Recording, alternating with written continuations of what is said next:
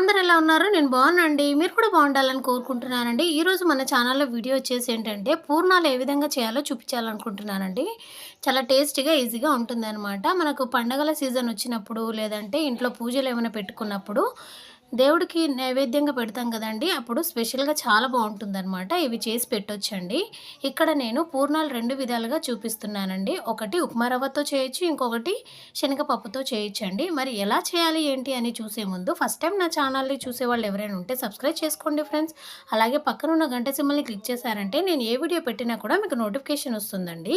ఆ విధంగా నా వీడియోస్ అన్ని చూసేయొచ్చనమాట. ఇప్పుడైతే శనగపప్పుతో ఉప్మా రవ్వతో పూర్ణాలు ఏ విధంగా చేయాలో చూసేద్దాం వచ్చేయండి ఫ్రెండ్స్. ఇక్కడున్న కప్పుతో ఒక కప్పు మినపప్పు తీసుకున్నాను. 3 కప్పుల రైస్ తీసుకొని ఒక బౌల్‌లో పెట్టి పక్కన పెట్టేశానండి. అదే కప్పుతో ఒక కప్పు శనగపప్పు తీసుకున్నాను. తీసుకొని 2 వేరే వేరే బౌల్‌లో పెట్టేసిన తర్వాత శుభ్రంగా కడిగేయండి. ఒకటికి 2, 3 సార్లు కడిగేసి వాటర్ పోసేసి పైన క్యాప్ పెట్టేసి ఒక 4 అవర్స్ బాగా నానపెట్టేయండి. ఈ విధంగా నానపెట్టేసిన తర్వాత 4 అవర్స్ తర్వాత బాగా మళ్ళీ శుభ్రంగా కడిగేసి మనము దోస పిండి ఏ విధంగా అయితే రెడీ చేసుకుంటామో ఆ విధంగా ఇలా గ్రైండర్‌లో పెట్టి పిండి రెడీ చేసుకోండి. చూడండి, వీడియోలో చూపిస్తున్న విధంగా పిండి ఈ విధంగా రెడీ చేసుకున్న తర్వాత ఒక బౌల్‌లో పెట్టేసి పైన క్యాప్ పెట్టేసి పక్కన పెట్టేయండి. అలాగే మనం ముందుగా నానపెట్టేసుకున్నాం కదండీ! శనగపప్పు ఉంది కదా! వాటిని కూడా 2, 3 సార్లు కడిగేసి ఒక కుక్కర్ తీసుకొని కుక్కర్‌లో ఈ శనగపప్పు మొత్తం అందులో ఏసేయండి. ఇలా ఏసిన తర్వాత మనకి టీ కప్ ఉంటుంది కదండీ! టీ కప్పుతో ఒక కప్పు వాటర్ పోసేయండి.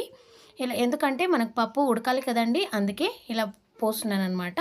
ఇలా కుక్కర్ పెట్టేసిన తర్వాత ఒక 4 విజిల్స్ వస్తుంది కదండీ! 4 విజిల్స్ వస్తే సరిపోతుంది. కుక్ అయిపోతుందనమాట పప్పు. అది చల్లగా అయిపోయే వరకు అది పక్కన పెట్టేయండి. ఇప్పుడు మనం ఇక్కడ బెల్లం తీసుకుందామండి. పావు కేజీ కంటే సగం తీసుకుంటున్నాను ఇక్కడ బెల్లం నేను. మీరు స్వీట్ ఎక్కువ తినేవాళ్ళైతే కొంచెం ఎక్స్ట్రా తీసుకోండి సరిపోతుంది. నేను చిన్న కప్‌తోనే తీసుకున్నాను కదండీ క్వాంటిటీ. అందుకనే నేను కొంచెమే బెల్లం తీసుకుంటున్నాననమాట. ఇప్పుడు మనం ముందుగా కుక్ చేసుకున్నాం కదండీ! పప్పు ఉంది కదా! పప్పు ఒక మిక్సీ జార్‌లో ఏసేయండి. అందులోనే తురుముకున్న బెల్లాన్ని కూడా అందులో ఏసేసి ఒకసారి గ్రైండ్ చేసుకోండి ఫ్రెండ్స్. ఒకసారి గ్రైండ్ అయిపోయిన తర్వాత యాలకుల పౌడర్ కూడా కొంచెం యాడ్ చేసేసి ఇంకోసారి గ్రైండ్ చేసుకొని ఒక బౌల్‌లో తీసి పక్కన పెట్టేయండి. ఇలా పక్కన పెట్టేసిన తర్వాత మనం పిండి కూడా రెడీ చేసి పెట్టుకున్నాం కదండీ! అందులో కొంచెం సాల్ట్ యాడ్ చేసేయండి. టేస్ట్‌కి సరిపడా సాల్టు, కొంచెం వంట సోడా కూడా యాడ్ చేసేసి ఒకసారి కలుపుకోండి. ఇక్కడ పిండి చాలా టైట్‌గా ఉంది కాబట్టి కొంచెం లూజ్ చేసుకోవడానికి కొంచెం వాటర్ ఏసేసి వీడియోలో చూపిస్తున్న విధంగా చేసుకోండి. మరీ పలచగా కాకుండా మనకు దోస పిండి ఏ విధంగా అయితే ఉంటుందో ఆ విధంగా కాకుండా కొంచెం మీడియంలో పెట్టుకుంటే సరిపోతుందండి. అలా అది పక్కన పెట్టేసిన తర్వాత ఇప్పుడు డీప్ ఫ్రైకి మనం రెడీ చేసుకోవాలండి. ఒక కడాయి తీసుకొని కడాయిలో డీప్ ఫ్రైకి సరిపడా ఆయిల్ పోసేయండి. నేనైతే ఇక్కడ ఫ్రీడమ్ సన్‌ఫ్లవర్ ఆయిల్ వాడుతున్నానండి. మీరు ఏ ఆయిల్ వాడినా పర్లేదండి.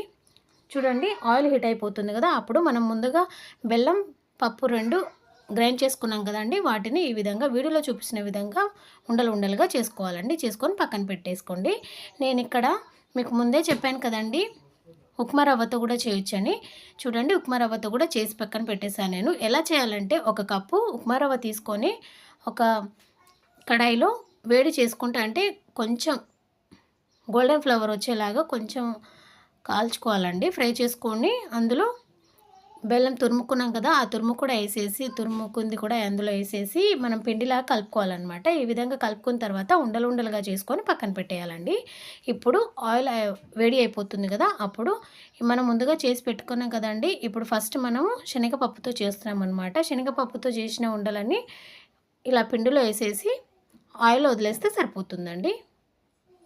ఫ్రై అయిపోతాయన్నమాట. ఆయిల్ బాగా హీట్ అవ్వాలండి. హీట్ అయినప్పుడే మనకు డీప్ ఫ్రై చేసుకుంటే చాలా బావుంటుంది. చూసారు కదా! ఇప్పుడు మనం ముందు చేసేది శనగపప్పుతో చేసిన పూర్ణాలు రెడీ అయిపోయాయండి. చూడండి, వీడియోలో చూపిస్తున్న విధంగా చాలా బావుంటాయన్నమాట. నేనైతే ఇక్కడ ఆహ్, ఉప్మా రవ్వతో చేసిన పూర్ణాలే కొంచెం ఎక్కువ చేశామండి. ఎందుకంటే మనం శనగపప్పు తినడం వల్ల కొంతమందికి గ్యాస్ వస్తూ ఉంటుంది కాబట్టి మేము ఎక్కువ చేసుకున్నామనమాట.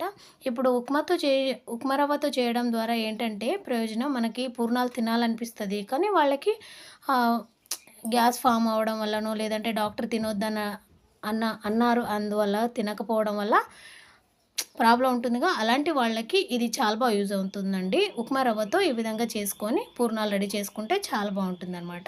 ఇది కూడా టేస్టీగా ఉంటుందండి. రెండిటికి డిఫరెన్స్ ఏంటి అనంటే కొంచెం తినేప్పుడు మాత్రమే మనకి చేంజ్ అనిపిస్తుంది. అంతే తప్ప 2 సేమ్ ఉంటాయండి. చూడండి ఇక్కడ ఫస్ట్‌లో ఉన్నది శనగపప్పుతో చేసిన పూర్ణాలనమాట. ఇక్కడున్నది ఉప్మా రవ్వతో చేసినయనమాట. చూడండి 2 డిఫరెన్స్ ఏం లేదండి. టేస్ట్‌లో మాత్రమే కొంచెం చేంజ్ వస్తుంది అంతే. బాగున్నాయి కదండీ! మీరు కూడా ఉప్మా రవ్వతో చేశారా లేదా అనేది ఒకసారి ట్రై చేసి చూడండి. వీడియో నచ్చితే లైక్ చేయండి, సబ్స్క్రైబ్ చేయండి, కామెంట్ చేయండి ఫ్రెండ్స్. బాయ్. మీరు ట్రై చేయండి.